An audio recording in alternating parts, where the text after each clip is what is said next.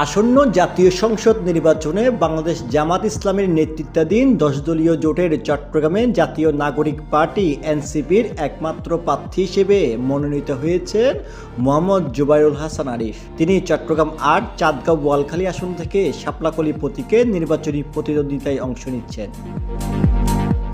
মোহাম্মদ জুবাইরুল আরিফ জাতীয় নাগরিক পার্টির কেন্দ্রীয় যুগ্ম মুখ্য সংগঠক এবং চট্টগ্রাম অঞ্চল তত্ত্বাবধায়ক হিসেবে দায়িত্ব পালন করছেন। মনোনয়নপত্রের সঙ্গে দাখিল করা হলফনামায় তিনি নিজের পেশা হিসেবে উল্লেখ করেছেন সাংবাদিকতা। হলফনামা অনুযায়ী তার পিতা আব্দুল আজিজ এবং মাতা ফিরোজা শাহনাজ তাসমিন।